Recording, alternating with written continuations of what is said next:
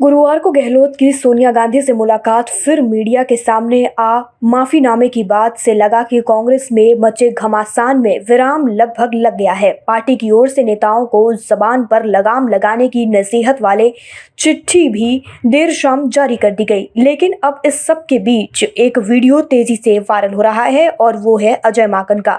संभवतः ये माकन के दफ्तर का दृश्य है जिसमें खिलाड़ी लाल बैरवा उनके रूम से बाहर निकलते दिख रहे हैं।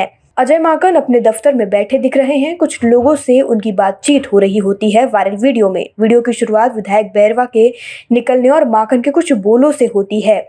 माकन ठहाके लगाकर कह रहे हैं, अभी संख्या और बढ़ती दिखाई देगी। उनका इतना कहते ही सामने बैठे शख्स बोलते हैं, सीएम गहलोत की ओवर स्मार्टनेस ने आपकी भारत जोड़ो यात्रा, और इतना कह हाथों से कुछ संकेत देते हैं जिसे समझे तो मिटियामेट करना कहा जा सकता है। वहीं संख्या के मायने शायद धीरे धीरे इस्तीफा देने वालों के आला कमान के प्रति आस्था दिखाने का बयान खुलेआम जारी करना हो सकता है। हालांकि इस वीडियो की सत्यता की पुष्टि HW न्यूज़ नहीं करता है। उत्तराखंड में अंकिता भंडारी मर्डर केस में एक RSS नेता के लिए फेसबुक पोस्ट करना मुसीबत का कारण बन गया। दरअसल आरोप के मुताबिक उत्तराखंड में राष्ट्रीय स्वयंसेवक संघ के एक नेता विपिन कर्णवाल ने अपनी फेसबुक वॉल पर एक पोस्ट में मृतका अंकिता भंडारी की तुलना कच्चे दूध से की। उनके इस बयान के बाद जब विवाद खड़ा हुआ तो पुलिस एक्शन में आई और कर्णवाल केस दर्ज के बाद से ही फरार चल रहे हैं। विपिन कर्णवाल ने अपने फेसबुक पोस्ट में लिखा था, मैं इसीलिए किसी कैंडल मार्च या बाजार को बंद कराने नहीं गया क्योंकि 19 साल की लड़की की जो पिता और भाई कमाई खाता हो और वो लड़की सुनसान जंगल के एक ऐसे रेस्टोरेंट में काम करती हो जहां अय्याशी होती हो, सबसे बड़ा गुनहगार तो ऐसी लड़की का बाप ही है जो कच्चा दूध भूखे बिल्लों के सामने रख दिया। तमिलनाडु के DMK सरकार ने राष्ट्रीय स्वयंसेवक संघ को 2 अक्टूबर गांधी जयंती पर रैलियां करने की अनुमति देने से इनकार कर दिया है। ऐसा इसीलिए किया गया है ताकि उस समय वैचारिक रूप से विरोध करने वाले राजनीतिक दलों के टकराव को टाला जा सके। गौरतलब है कि केंद्र सरकार द्वारा PFI पर प्रतिबंध लगाने के बाद राज्य में तनाव बढ़ गया था। वहीं रिपोर्ट की माने तो दूसरी ओर RSS के सूत्रों ने 22 सितंबर के मद्रास उच्च न्यायालय के निर्देश का हवाला देते हुए अदालत का रुख करने की धमकी दी है। इस निर्देश के मुताबिक 2 अक्टूबर को संघ के प्रस्तावित रूट मार्च के लिए पुलिस को 28 सितंबर तक अनुमति देने के लिए कहा गया था। RSS गांधी जयंती पर राज्य भर में 50 स्थानों पर रैलियां करना चाहता है। शहर के नवादा थाना क्षेत्र के फ्रेंड्स कॉलोनी में शुक्रवार की सुबह हथियारबंद बदमाशों ने एक BJP कार्यकर्ता को गोली मार दी।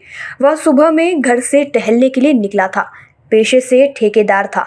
उसे काफी करीब से गोली मारी गई है। गोली लगते ही खून से लथपथ होकर वह जमीन पर गिर पड़ा। परिजन इलाज के लिए आरा शहर के बाबू बाजार स्थित निजी अस्पताल लेकर पहुंचे, जहां उसका इलाज कराया जा रहा है। बताया गया कि बबलू सिंह ठेकेदार है और सड़क बनाने का ठेका लेता है। बबलू की मां प्रेमा देवी अगिआंव पंचायत से मुखिया भी रह चुकी हैं। जख्मी ठेकेदार के भाई रितेश कुमार सिंह उर्फ भौर सिंह ने बताया कि कुछ दिन पहले योजना के तहत पंचायत में काम हुआ था, जिसको लेकर गांव के ही एक व्यक्ति से विवाद चल रहा है। उसने कहा था कि योजना में गड़बड़ी है तो उसके भाई ने कहा था कि अधिकारी से जांच कर लो। उस विवाद को लेकर उस व्यक्ति के बेटे ने हमारे पूरे परिवार को गोली मारने की भी धमकी दी थी। महाराष्ट्र में शिवसेना को लेकर उद्धव ठाकरे और एकनाथ शिंदे के बीच लड़ाई जारी है। इस बीच उद्धव ठाकरे की पत्नी रश्मि ठाकरे एकनाथ शिंदे से जुड़े एक नवरात्रि कार्यक्रम में शामिल हुई। गुरुवार को रश्मि ने शिवसेना के ठाणे मुख्यालय आनंद आश्रम का दौरा किया और दिवंगत आनंद दिघे को श्रद्धांजलि दी। इसके बाद वह थेम्बी नाका में एक नवरात्रि कार्यक्रम में शामिल हुई और मां दुर्गा की पूजा अर्चना की। गौरतलब है कि थेम्बी नाका महाराष्ट्र के मौजूदा मुख्यमंत्री एकनाथ शिंदे का गढ़ माना जाता है। वहां पहुंची पूर्व CM की पत्नी ने दिवंगत आनंद दिघे को श्रद्धांजलि अर्पित की, जो इस क्षेत्र के बेहद लोकप्रिय नेता रहे हैं। अब खबरें पाइए सबसे पहले हमारे मोबाइल न्यूज एप्लीकेशन पर। एंड्रॉइड या iOS प्लेटफॉर्म पर जाइए, HW न्यूज नेटवर्क को सर्च कीजिए, डाउनलोड कीजिए और अपनी सुविधानुसार भाषा का चयन कीजिए। खबरों की भीड़ में अपने काम की खबर पाते रहिए।